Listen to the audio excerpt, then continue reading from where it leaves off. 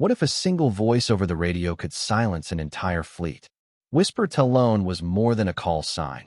It was a ghost story told in ready rooms, a name erased from records but never forgotten.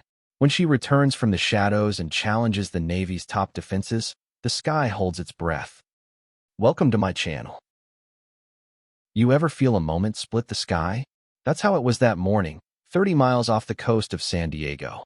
The sun was just beginning to scrape across the Pacific, spilling gold over the waves like spilled gasoline waiting for a match.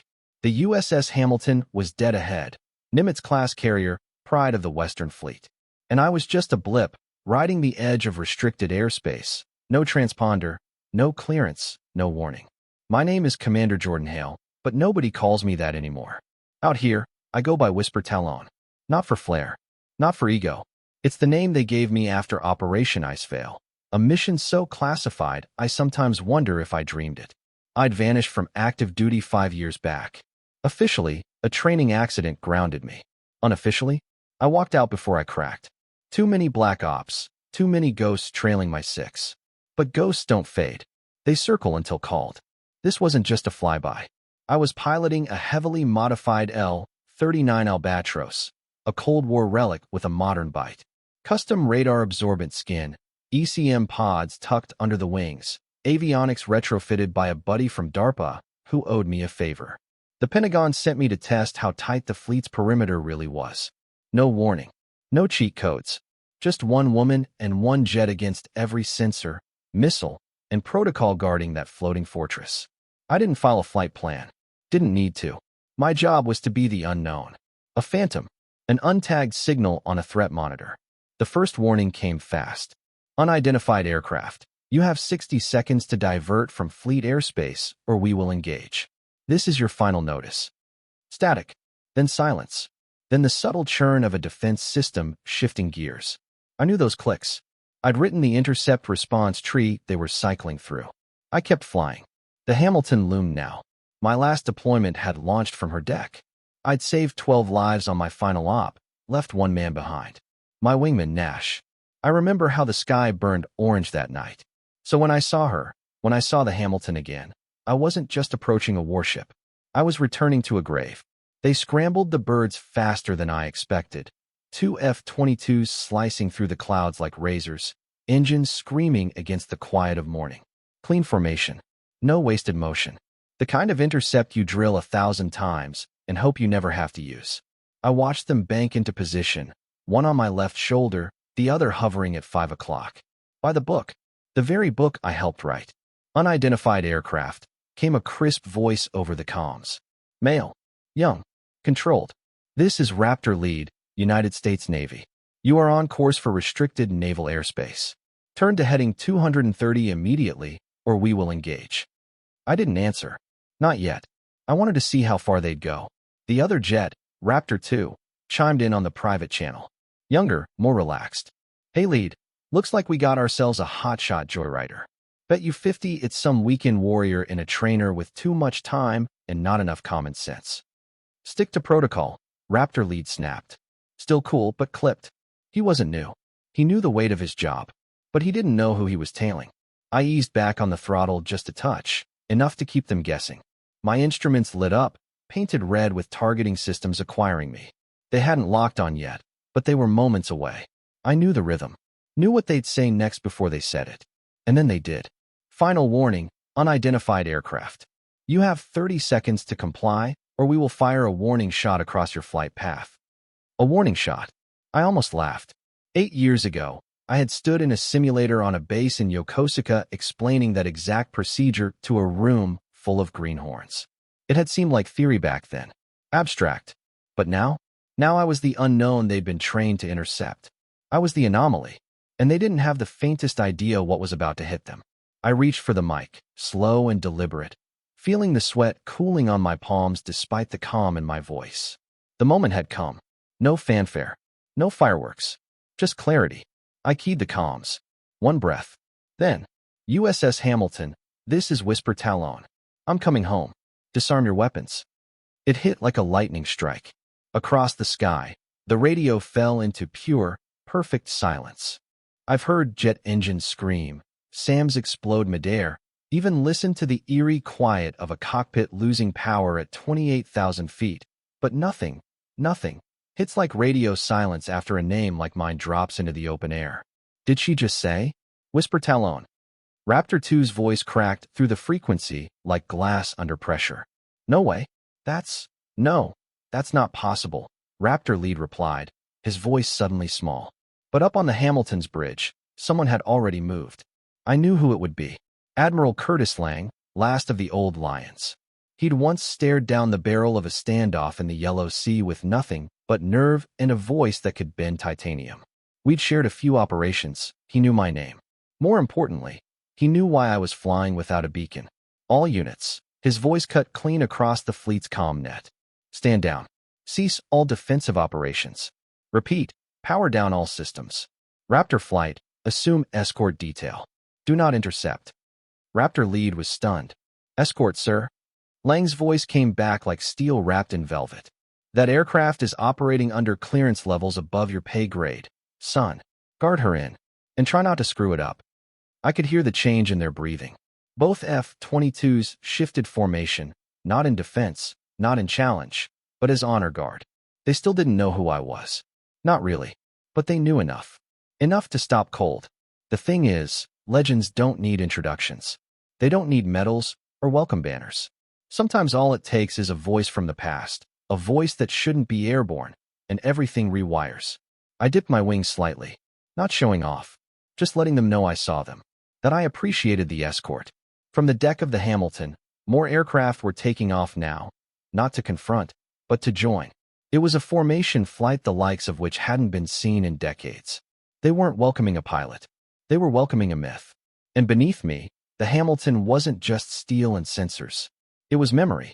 I'd launched my last mission from her deck. A 12-man rescue. 2 clicks from a collapsing forward base. Only 11 made it back. The 12th? Nash. I felt his name stir behind my ribs like a cord being plucked. He would have liked this moment. Hell, he would have made a joke, something dry and sharp to cover how much it meant. I didn't cry. Not then. Not now. But I flew straighter. For him. For all of it. As we closed on the carrier, the whisper of my call sign still echoing in the comms like a ghost in the wire, I realized something. The sky remembers. Even when the world forgets. The approach vector was locked in. Clean, deliberate. I kept my hands light on the stick, letting the albatross float like a feather into the corridor carved by protocol and awe. Raptor Lead, still shaken, checked in again, this time more like a junior officer speaking to a senior one. Whisper Talon, this is Raptor 1. It's an honor to fly your escort. I keyed my mic and let my voice carry just enough weight. You executed a textbook intercept, Raptor 1. Your instructors would be proud. I heard him swallow through the radio. It wasn't just a compliment, it was recognition. Maybe even absolution. Some part of him knew, without understanding how, that I'd walked the halls of the same flight schools. That I'd helped build the doctrine he followed today. The whole damn framework. As we crossed into visual range of the Hamilton's deck, I saw them, lined shoulder to shoulder along the rails, catwalks, and observation hatches. Not saluting, not cheering, just watching. Faces young and old, some who knew me only from whispers in dark ready rooms, some who weren't even born the last time I landed on this deck. And then I saw him, Captain Alan Reyes, standing at the edge of the flight deck, uniform crisp, eyes unreadable. He was a good man. By the book, with a spine forged in chain of command, but not blind to the weight of moments like this. Beside him stood Admiral Lang, binoculars in hand, but he wasn't looking through them. Just staring dead on, no theatrics. He didn't need optics to recognize his past flying home. Treat this like you're receiving a head of state. He'd ordered over internal comms before I arrived. Not because I wanted pomp, but because he knew what I carried. Legacy. I brought the albatross in slow, ignoring the sweat running down my spine, ignoring the tick in my right shoulder that still barked when the nerves pinched just wrong. This was her moment too, my plane. She'd survived fire, mods, grounding, bureaucracy. We'd survived together. Wheels kissed the deck. The arresting cable caught. The jet yanked to a stop with a jolt that hit my ribs and memory all at once. And then the canopy lifted. I pulled my helmet free, and for a second, just one, I couldn't breathe.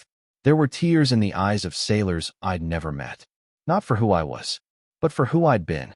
The air was thick with jet fuel and salt spray, but under it all was something older, recognition. Not in the formal sense. Not the kind where medals are pinned and flags are folded. This was deeper. This was the kind where sailors step aside without being told, where pilots you've never met nod like they've been waiting years for this moment. Captain Reyes walked toward me slowly, flanked by a formal honor guard, his cap tucked under his arm. That was unusual. Honor guards aren't summoned for civilians. But I knew whose call that had been. "Commander Hale," Reyes said, extending a hand as I climbed down the ladder. "Welcome back aboard the Hamilton." I gripped his hand firmly, still half in the cockpit, half in 1,000 memories. "Thank you, Captain. It's good to be on steel again." A few beats passed before he spoke again. "I'd heard rumors. Some of the crew thought you were just an old story. The ones who didn't, they're the ones lining every catwalk right now." I looked around. Some faces I recognized. Most I didn't. But all of them wore the same expression: curiosity, reverence, maybe even hope. Admiral Lang stepped forward next. He didn't say much, just reached out and clasped my shoulder. "That's enough to quiet half the Pacific," he said under his breath. "Let's not keep it waiting." He turned on his heel and gestured for me to follow. A path had already opened, sailors parting like a tide. Reyes fell in beside me as we walked the deck. "I've been asked to escort you through readiness review," he said. "Per your orders from, well, way above me." I smirked. "Technically, I'm just a civilian auditor." He gave me a look. "You drop Whisper Talon over comms, and the fleet rewrites protocol on the spot. Civilians don't get that kind of pull." "Fair." I passed a maintenance crew working on an F/A-18. One of the techs glanced up, did a double take, and nudged his buddy. They whispered. I heard the word Talon and caught a glint of awe in the younger one's eyes. Inside CIC, the Combat Information Center, the buzz of activity dulled for half a second when I walked in. Heads turned. Not dramatically, just long enough to register that I wasn't part of the background. Reyes introduced me to the team: navigation, ops, comms. All squared away, sharp as razors. I nodded, stepped forward, and looked over the threat matrix projected on the primary console. "You've upgraded the response tree," I said. "New conditional branches, tighter reaction times." The radar officer blinked. Yes, ma'am. Based on protocols outlined in Hale Packet 47B. I paused. I wrote that one in an empty hangar in Guam. Figured no one would ever read it. Reyes smiled. "They didn't just read it. They built on it." I didn't say it aloud, but inside something tightened. Not pride exactly, something quieter. Gratitude, maybe. Or proof that all those silent hours in briefing rooms, in black box missions, meant something. We moved on. Down corridors filled with people who couldn't meet my eyes, and those who couldn't look away. The air had changed. They weren't looking at a legend. They were looking at one of their own. Every deck we passed through felt like a conversation I hadn't finished. I spotted patches I helped design, fire suppression systems I'd once argued should be repositioned. And there they were, right where I'd diagrammed them 5 years back, tucked behind a panel that still bore my initials. "This whole ship feels like a time capsule," I muttered, half to myself. Reyes nodded beside me. "Because a lot of what we do still echoes your old groundwork. It's not nostalgia. It's efficiency." We reached the ready room, where pilot debriefs and mission briefs went down. It smelled like coffee, nerves, and overclocked ambition. The kind of place where stories are told too loud and losses too quietly. And there, standing off to the side, was Lieutenant Cole Maddox, Raptor 1. He straightened up the moment I entered. Younger than I expected. Solid stance, clean cut, but there was still a flicker of what just happened in his eyes. "Lieutenant," I said, stepping toward him. "You flew a flawless intercept." He opened his mouth, closed it, then tried again. "Ma'am, if we'd known. I mean, if I'd realized who you were. You followed protocol. That's the job," I said gently but firmly. "And you did it well." He swallowed hard. "I trained under Commander Stevens at Fallon. He used to tell us about a pilot who could slip between radar nets like they were nothing, who rewrote the threat matrix with a pen and a gut feeling. He never gave a name. Just said we'd know her if we heard her fly." I smiled. Stevens always did love his ghost stories. That broke the tension a little. Enough for Cole to chuckle and finally exhale. But then the room quieted. A new figure entered. Chief Renee Anders. Deck boss. The kind who could rebuild a turbine blindfolded and chew out a lieutenant with the same sentence. She was holding a folded flight suit. Faded black. On the chest, hail stitched in silver thread. I dug this out of long-term storage, she said, voice level but heavy with meaning. Didn't think we'd ever need it again. I stared at it a moment. Time bent a little. I could almost feel the old flight logs pressing against my ribs. Could hear Nash's voice from some sun-bleached op over the South China Sea. If they ever unmothball your gear, remind him to check for fire suppression. You run hot. I took the suit and nodded to Anders. Thanks, Chief. You always kept my gear tighter than my conscience. She almost smiled. Almost. That night, they threw together a gathering in the hangar bay. Nothing formal. No speeches, no press. Just crew and pilots and a few old salts who recognized a familiar ghost walking the flight deck. Someone handed me a mic. I didn't plan to speak. Never liked the sound of my voice amplified. But something about the way they stood there, quiet, respectful, curious, made me think maybe I owed them more than silence. I used to believe the sky was the only place big enough to hold the weight we carry, I said, eyes scanning the room. But turns out, this ship does a pretty good job of it too. I told a few stories. Not the classified ones. Not the kind that leave bruises. Just enough to remind them that what they were doing mattered. That they were flying in someone else's footsteps, same as I once did. And that one day, someone would fly in theirs. The hangar cleared slowly that night, like the tide rolling back. A few lingered. Some to ask about maneuvers they thought were myths. Others just to stand close, like proximity to the story made it real. I stayed until the last of them drifted out, boots echoing on steel as the hangar bay dimmed. Later, in the officer's mess, Captain Reyes handed me a tablet. Your audit clearance, he said. You're official now. I scanned the document. Fleet-wide access, systems review permissions, authority to shadow any wing or CIC operation without prior notice. A civilian by badge, but not by presence. He paused. You think we're ready? I tilted my head. You want honesty or comfort? Honesty. You've evolved. Threat response is faster. Integration with newer radar systems is smoother than I thought. But your pilots still rely too much on digital feedback. Reyes raised a brow. You think that's a problem? In a vacuum? No. In the real world? Yeah. The next threat that matters won't trip your alerts. It'll look like nothing, until it's everything. Reyes leaned forward. So what do we do? Teach instinct again, I said. Train them to see without being told what's there. We spent the next few days buried in readiness drills. I rode shotgun in cockpit simulators, rewrote response trees with junior officers, and sat through more debriefs than I could count. I didn't wear rank. Didn't need to. The name carried what the uniform once did. Lieutenant Cole Maddox trailed me through most of it. Technically, he was assigned as my liaison, but I could see it in the way he watched. He was learning. What's it like? He asked one evening as we watched an E-2C practice touch-and-go landings. Those missions you never talk about. The black files. I didn't answer right away. The sea stretched out past the deck, the horizon a flat line that divided memory from duty. It's like flying in the dark, I said finally. No backup. No failsafe. No one to radio. You're the eyes, ears, voice, and consequence. And when you make it home, they tell you the mission never happened. He was quiet a moment. Why do it? Because someone has to. Because if we don't fly into the silence spreads. He nodded, absorbing it. Not like a kid being told a story. Like a pilot understanding what the next tier of responsibility costs. That night, Lang called me to his quarters. Inside, he handed me a sealed file. Just a slim envelope with a red band. Phase 2, he said. Top-line directive. Comes straight from the Pentagon. I opened it. Scanned the contents. A new exercise, deeper than readiness. Covert infiltration simulation. Rogue drone signatures mimicking foreign stealth tech. No flag. No trail. You want me to test them again? I asked. Lang shook his head. Not just test. Train. You're staying with us. At least for now. I didn't smile. But something behind my ribs loosened. Because truth was, I'd never left. I'd just been waiting for the sky to need me again.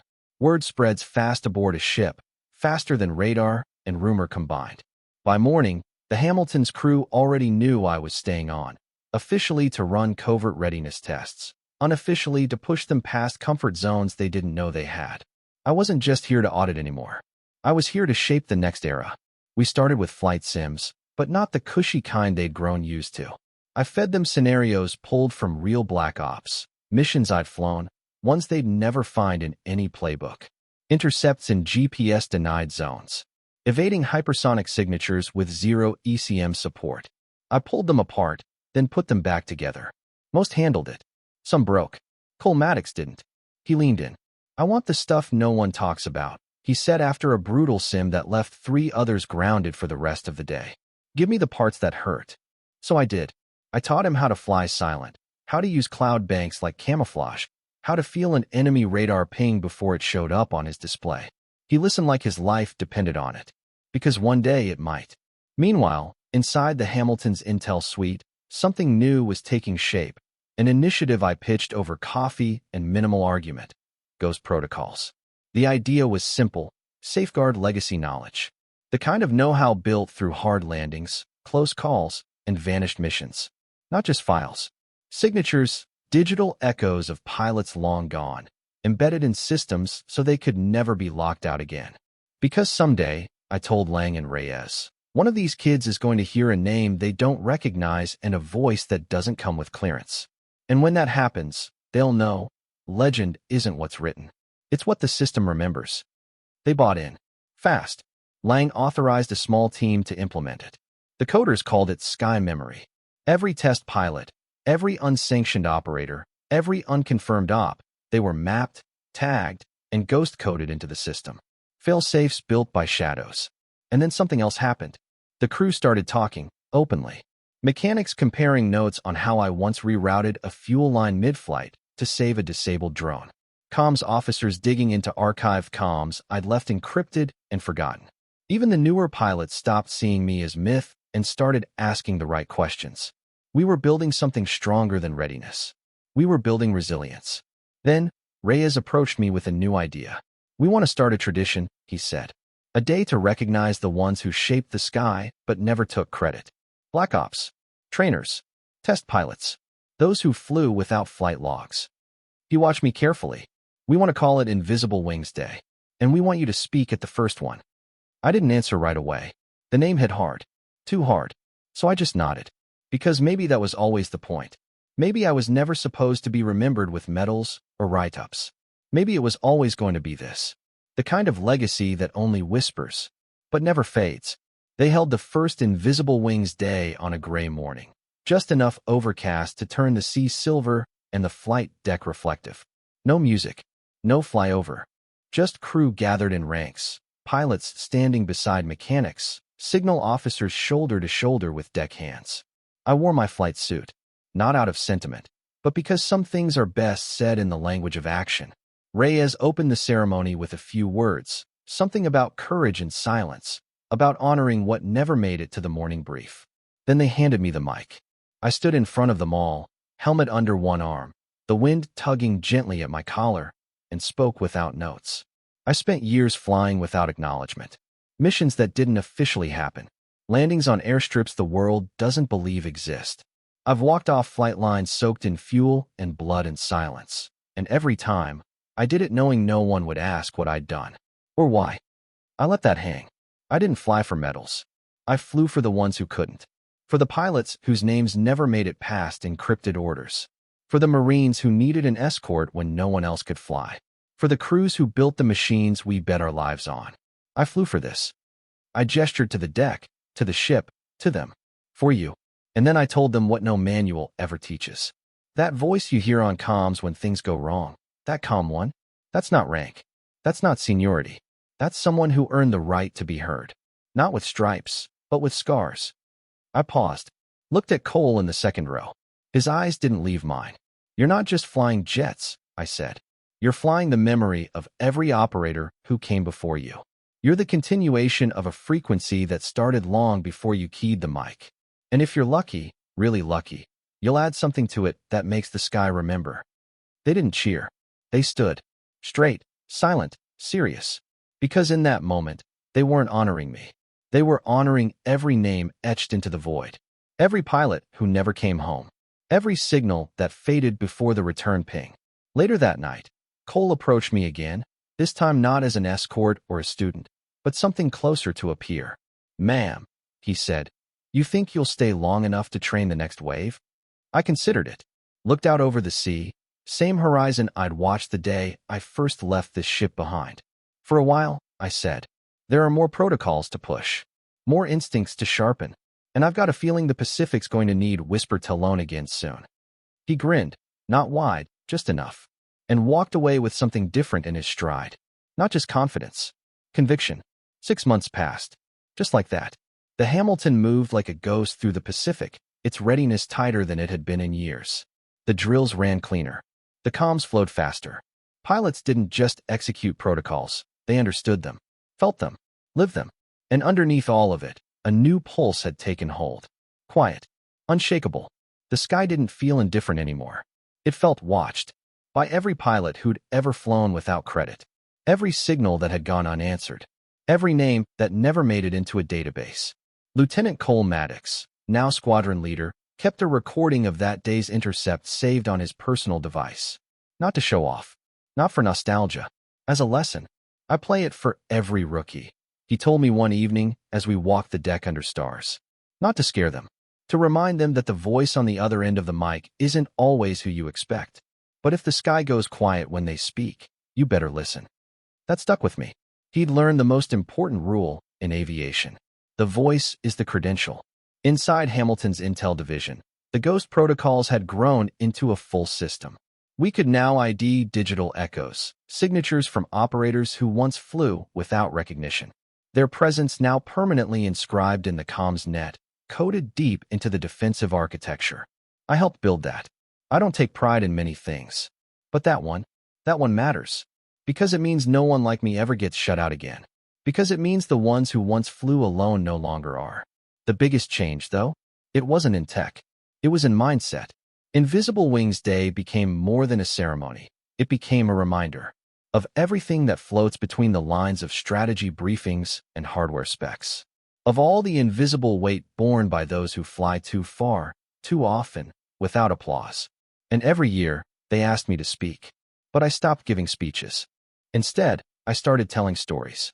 About flying blackout over hostile territory with engine 2 sputtering and a storm chewing the horizon. About pulling a Marine sniper out of a collapsed compound in terrain so steep we had to hover sideways. About missions that failed, but saved lives anyway. I spoke not of heroics, but of presence. Of being there when no one else could be. And slowly, the culture shifted. You could feel it in the way young pilots carried themselves. Not with arrogance, but with purpose. Not because they wanted to be heroes, but because they understood what it meant to be relied on. One night, I found myself back in the spot I always ended up. Base of the island, flight deck rising around me, wind brushing the edge of my sleeves. No noise, just the hush of sea and metal and memory. There was a plaque there now, small, unlit. No dedication, no rank, just the words. To those who fly beyond the maps, who never stopped watching our six. Legends don't fade, voices don't lie, and the sky never forgets. I stood there a while, not as Whisper Talon, not as Commander Hale, just me, Claire. And for the first time in years, I didn't feel like I was flying alone. Tomorrow I'll vanish again, off the grid, into the margins, where maps bleed and comms fall silent. That's where I'm most useful. But tonight I'm home. Because legacy doesn't live in archives or medals. It lives in the readiness of those who come after you. It lives in the voice that doesn't need permission to speak. It lives in the way the sky tilts ever so slightly when you whisper your name and the wind answers. Because when your call sign becomes legend, clearance was never needed to begin with.